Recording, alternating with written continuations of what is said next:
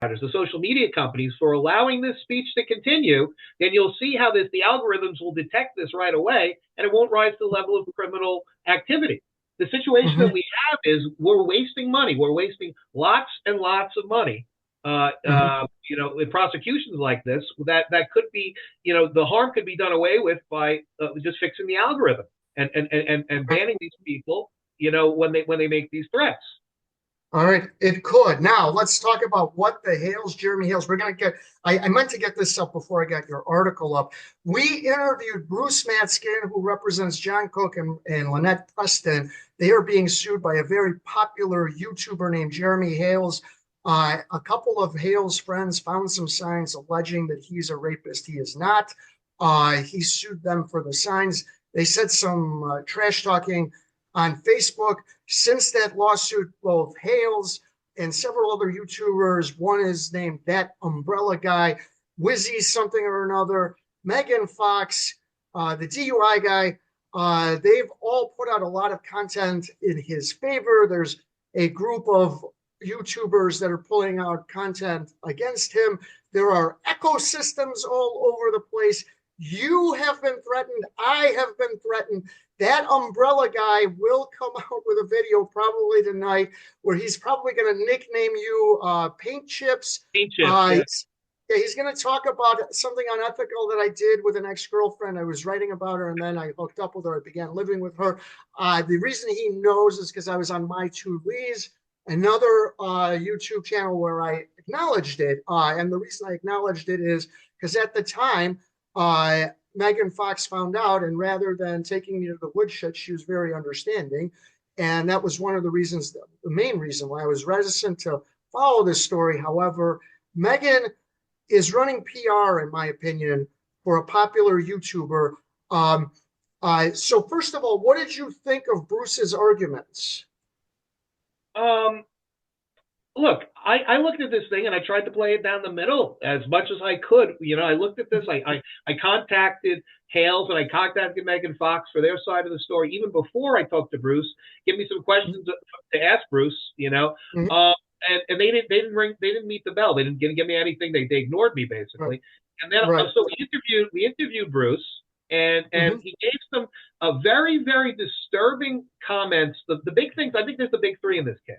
Okay. Number one is the signs. I think that's dispositive. Who wrote the signs? Who put the signs there? Bruce says there's a handwriting expert that said that it's Hales that did it himself. So that's one issue. But Hales has a handwriting expert that says it's Michelle Preston. Yeah, but he hasn't come on and told us that, and he hasn't given us the report or anything else. At least Bruce came and told us he got it. We'll look at the report. He promised to give us the reports and everything else. Hales has not told us anything. He says he has something potentially, which could be bullshit. And Bruce is going to let us examine it. So that Bruce is he's cooperating. Number two, CPS. The fact that CPS and local government resources were pulled makes this threshold out of speech and puts it into government interference, harassment, false reports. And the question is Hales ultimately responsible, whether through actual means, through minions, through artificial means, through whatever, of crossing that barricade from free speech and urging action to prompting it himself, having his fingerprints on it that would cause harm to government. He has acknowledged calling CPS. He can call CPS himself, but if he causes an inundation and duplication to CPS, and Bruce said it was nearly in a fraudulent way, that it's more of an issue. Who determines it's fraudulent? The government does.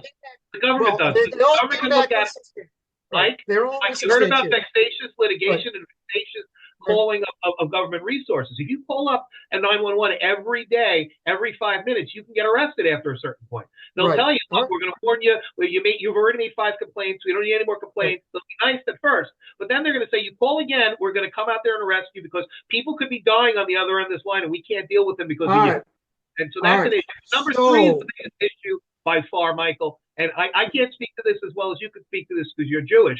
But these people appear to be anti-Semites. They've used this. They're making anti-Semitic comments. Yeah, anti-Semites. The problem is that they've used this term called "deuce foreskin," and they've made this the nickname for for Bruce Bruce Matskin, who's Matskin, who's and Jewish. who's a Jewish lawyer, and you're Jewish, and they've made light of big noses, and they talk about other Right. cultural things about Judaism. And I'm not Jewish, But but I'm that sensitive to doesn't issue, that has nothing to do with the meritoriousness of the lawsuit that Mr. Hales filed. However, I don't think any of them are anti-Semites. I think that they just find it cute. But it is Deuce for Deuce Foreskin is extremely anti-Semitic. It's way over the line, and I can't believe that Megan would go along with it. I've known Megan and for the a umbrella while. guy too. The umbrella guy's going along with this. Megan's going Right. along. They're with all this. and they're all Hales calling looks Deuce. like an anti-Semite. He loses all Right. credibility as an anti-Semite. Now, I wanted to argue this just because I find it fascinating. After our interview, a bunch of the pro Hales people came on the YouTube channel to comment, and they all insisted that Miss Preston is a public figure. So the first thing we're going to do, this is going to be fun. I'm going to play both lawyers, and you're going to be the judge. All right. So now we're looking at Wikipedia. I don't care if you don't like Wikipedia. I think that this lays out the structure of public figure very well. The most common public figure like Donald Trump, Michael Jordan, LeBron James, Tom Brady, Al Pacino, Robert De Niro, someone famous. You can't say she's famous. That's ridiculous. Now, they claim that she didn't win, for city council in Otter Creek. That also does not make you, and that would make you a limited purpose public figure. That would mean that related to Otter Creek City Council business, you would be considered a public figure. But that doesn't mean they can talk about your private life, because that has nothing to do with Otter Creek business. But there's a third one: involuntary public figure. An individual has become a public figure as a result of publicity, although they may not have voluntarily sought it out. So here is the argument. I'm going to be Jeremy Hale's attorney first. Randall Shockett, Your Honor, there is a groundswell of interest in this lawsuit. At least 24 YouTube channels, along with other media, have covered this case. It's been covered breathlessly. We should really, and for that reason, Ms. Preston needs to be considered, for the purpose of this lawsuit, a limited purpose public figure. Now, I'm Bruce Matskin. Your Honor, the reason that it's being covered is because the plaintiff is driving the coverage, Your Honor. He should not be rewarded with making a bunch of videos by then deeming my client a public figure, because he's the one who's creating all of the stir. You're the judge. Well, we've gotten ourselves into an issue of self-created legal. So the analogous situation that I would say is self-created impossibility. And that's a defense called impossibility. It's called the impossibility defense, right? And so that defense happens a lot in a corporate setting or a money setting, where, let's say, Michael Volpe has $1 million, and he puts it in a South Sea Islands trust in another jurisdiction, or a Cayman Islands trust, and it says, and he tells the trustee, under no uncertain terms, will you give me this money back if I'm under threat of lawsuit or collection or anything else? Well, then you go to the court, and the judge says, Michael, where's the money? It's like, well, I have $1 million, but it's impossible for me to bring that money back. And you say, well, then the other side's going to say, well, it's self-created impossibility. Michael, you created the impossibility of that $1 million being touched. Therefore, we're going to hold you to account. I think the same principle should apply to the First Amendment here, where there's no such thing as the First Amendment for self-created publicity. So that idea of an involuntary public figure. But if you look at the definition, it says involuntary is an individual has become a public figure as a result of publicity, although they may or may not have voluntarily sought it out. That's right. This seems to describe her, at least as it relates to this lawsuit. Don't look at that definition, because it's an incomplete definition. Because involuntary public figure talks about Rodney King, right? He's probably one of the most famous victims of crimes we ever had. But then he took that and he walked into that. He kept on, he put his shoulder into that and talked about crime reform. But her lawyer goes on. But her lawyer goes on a lot of these shows. Oh, Bruce? Yeah. Yeah, Bruce has Isn't that? every right to talk about the about But that. doesn't that make his client a public figure then? Maybe to a limited degree, a limited purpose. But the idea is you have to look at balance. All right, Laws about now, balancing. So is the right, limited purpose figure that she's creating with is the same as the with limited purpose figure relation that the to other the side created? lawsuit. Now, even if she is a limited purpose public figure, does that give this guy Hales license make his minions call CPS to No. show up in her backyard? No. And no license for Well, anti-Semitism either. There's no right. license for All that right. ever. So I think I don't know why the Hales people are so fixated on making this woman a public figure. She is definitely not a public figure in the way that Michael Jordan is a public figure. And they say, I don't know why you compare it to celebrities. I was like, look up what do you think a public figure is? Yeah, It's so a that's celebrity. the word there And, is pervasive, and she's not a pervasive public figure. But the point, Mike, and Bruce mm, talks on it a lot, is that this is free content development for Hales and mm, his whole quote unquote but ecosystem. that So seems to be. she's a limited purpose public figure. But Then then that also their creation is much lower. right. But then he sued regarding these thumbnails, which are things you put on YouTube. If she's considered a limited purpose public figure, would that hurt his lawsuit on that? It could. He doesn't Yeah. have his story straight.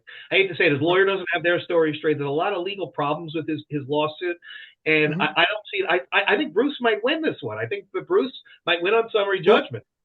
Right, but regarding now, he withdrew. He's probably going to refile, but what he was suing was that Megan and others were creating thumbnail photos of Michelle Preston without her consent, and that they were like stealing her name, image, and likeness. But if she is considered a limited purpose public figure, does that hurt that suit if it ever comes to fruition? I'll put it this way. I don't think that's a viable story. I think that Bruce is barking up the wrong tree there because of the First Amendment. Okay.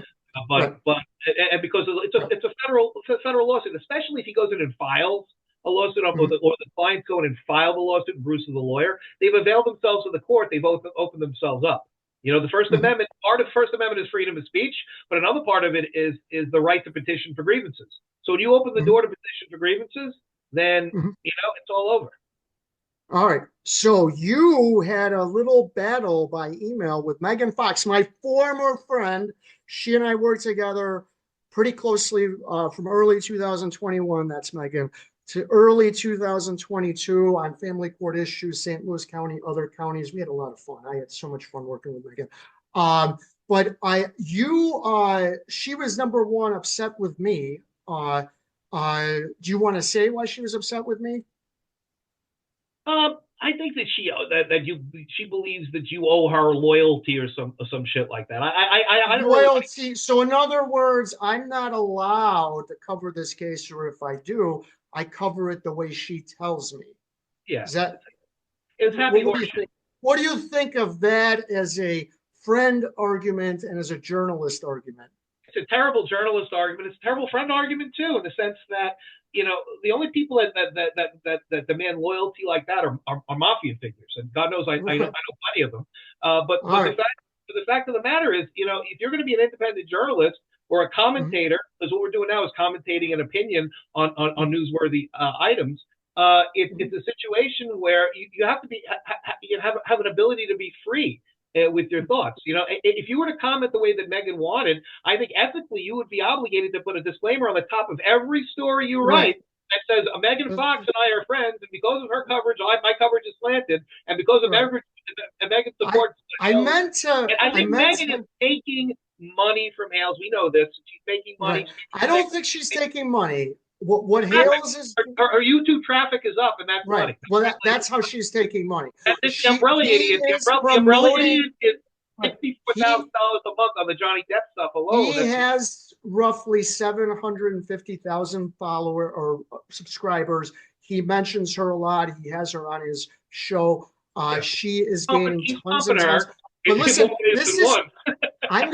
this is what I compare it to. Now I have to be careful with this. This Michael Jordan and Charles Barkley, they used to be really good friends. In fact, they went out to dinner during the NBA Finals when Phoenix played the Bulls People thought it was weird that the two main competitors from the opposite teams would go out. Now, this all comes from Charles Barkley because Jordan's never actually commented on this, but apparently here's what happened.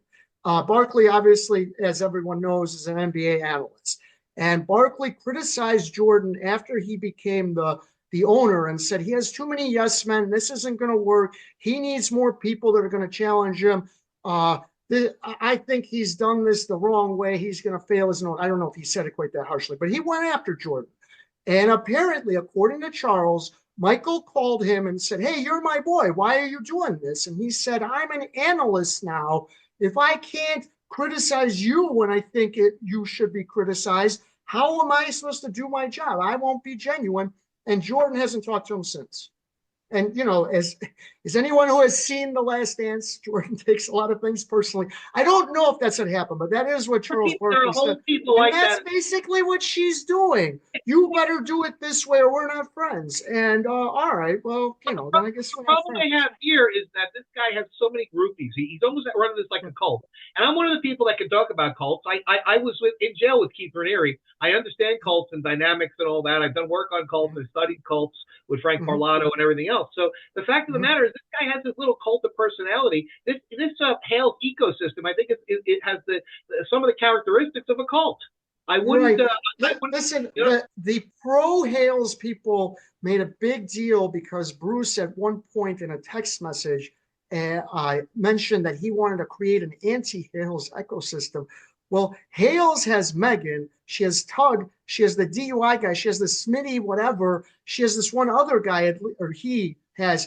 What do you think that is? And they all go on each other's shows to talk about the Hales thing, and they do it in the same slant, and they won't go on anybody else's shows. Tug said no, the Smitty whatever said no, Megan said no, they all said no. And they will they call me PR.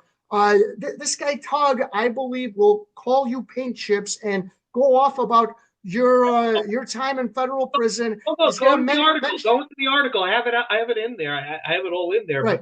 But I want to make sure that this guy gets everything right. What is that group has formed, if not an ecosystem? It's an echo chamber. Echo chamber, right. An ecosystem and an echo chamber. And then they claim that we're doing PR, even though we're inviting them on the show to give their side to I already debate said it. Bruce is a lawyer. He's definitely not likable in my book, but he's got the right argument. I hate to say it. Right. On some things, I'm not sure about the thumbnail argument. Thumbnail is right. I don't know about that one. But say what you and Megan explain the emails back and forth and why you got so upset. What I did was on Monday we talked, right? And on Monday we were planning the show as we taped on last Wednesday. And so I emailed immediately. I emailed Hales and Megan, and I sent them a very nice email. Please, if I'm going to be interviewing Bruce, I want your side of the story. I don't know if you'll come on or not, but at least send me some questions, some pointed questions that you would ask Bruce. And I was going to I thought that would be great for the show to say, hey, I have a question, and this one is from Jeremy Hales himself. Right. Can you answer this question? And I would have given him fair time to do it, and everything else. And I said, listen, we're going to do that. Just, give us a proper citing and everything else. Tell them we did this. Oh, they didn't answer. Crickets. So then I send them the tape of the podcast on Wednesday after we taped and the whole segment. They hated the segment, even though it was pretty fair. It was right down the middle. They hated it because it didn't comply with their echo chamber directives, I guess.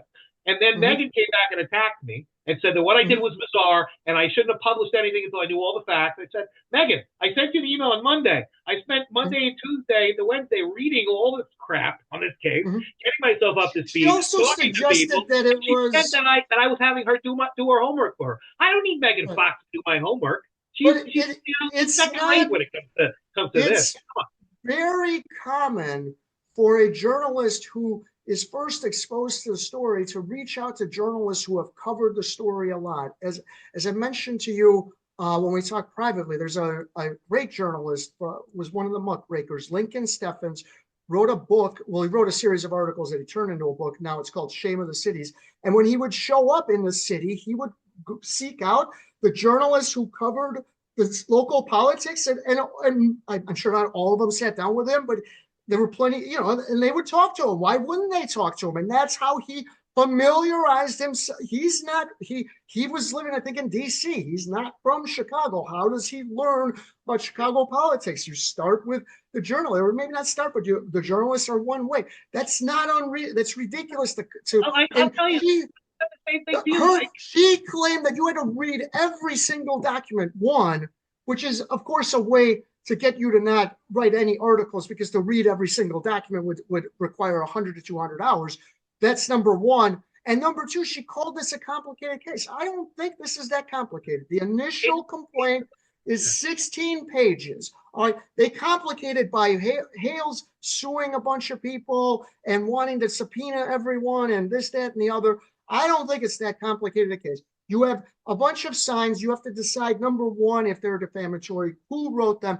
And even if you decide that these defamatory signs were written by defendants, you have to then decide if enough people saw them. And that was Bruce's main argument, was, even if you believe my clients wrote these signs, 3 of Hale's friends found them on side roads. And by the way, another common argument by the pro-Hales people is, no, one of the signs was on a major highway. There's no major highway going through Otter Creek, which is a small town.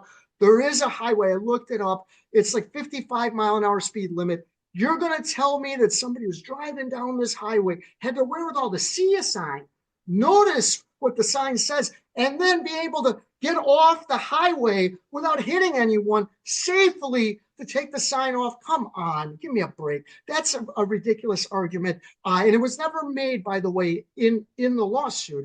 This is being made. It's an evolving argument, but that's basically the long and short of it. The other charges that Hales has, that, look, I think they're all ridiculous, but the other ones are especially ridiculous. This one, if you can show, if you can show that Preston wrote the signs, and I think everyone agrees they're defamatory, is it defamation per se? And first of all, what is defamation per se, and is it defamation per se? Well, there's defamation and per se is a category of defamation that if something is done that's so egregious that it's imputed to have caused somebody harm to their reputation. So defamation, the elements of defamation are a statement that is both harmful and that is false. Okay. And when it's harmful and false, if you put it in a category that affects your business, when you put it in a category that accuses you of a crime, in some places the moral chastity of a woman, there are other categories that say it's assumed, the harm is assumed. You don't have to prove the actual harm. And so by saying that Jeremy Hales is an Ohio rapist or an Ohio child molester, or whatever they said the allegations were, then that's something that's pretty egregious. And so defamation would be assumed if it can be proven that Bruce's clients are responsible for it. That's the big if. There's are they responsible? That's the huge question mark. Do you find it convenient and suspicious that the only people who have come forward to see these signs are friends of Jeremy Hales? Oh, without question, that the credibility is shot. Right. And the other thing is, look, if they were right, assume they're right about this U.S. highway, if that caused the harm, then everybody would be working from home, because there's those signs. Work from home, I'll show you how. And you pull that number, and they try to say, those signs, everybody in America. This is why there are billboards on 300 million highways. People working from home being shown how. It's like all crazy. Right. We're gonna cover the Hales case more on other shows. Let's move on. You recently wrote this a couple of days ago. This is not me. This is Rick LaRiviere. But you know it's on your site. It's about me. I actually commented on this. Hanks. That's not Tom Hanks. That's another Hanks. That's in hot water. Hot water scandals threaten to sink Staten Island council member. What is the deal with this story? So this woman is a council. She is the councilwoman right there. I'm involved in this. I used to represent her when I was a political lawyer. I was the law chair of the Reform Party for New York State, and I represented her and her family as a family lawyer, a political lawyer. And when I went away for political reasons, lawfare and everything else, she just stepped back and said, "Okay, so I don't have to pay this guy." And so she was actually a co-conspirator of mine. She actually had her hand in making fake Facebook pages of other politicians, which I believe is totally First Amendment protected. But obviously, I went to jail for 3 years under New York law for making fake Facebook pages. So that was the reason why I went to jail. Well, the people want to really talk about what the reason is. My First Amendment issues. Like Paul Boyne was in jail for 18 months. I was in jail double the time of Paul Boyne for making fake Facebook pages. I didn't threaten to kill anybody, though the government said I did. They said that I tried to whack the Democratic Party leader, and I tried to break the executive director of the Democratic Party's hand with a hammer, like they did in Casino. They said that I tried to pay a hooker $10,000. Mike, I tried to pay a hooker $10,000 to say that that she was raped by the sitting district attorney. Now, these arguments that they purvey, right? Who fails to pay a hooker or a stripper $10,000? What person goes to hand a stripper $10,000 and leaves with the $10,000? That would never happen. The stripper takes that up front. There's no way. No, the stripper doesn't wait. All right.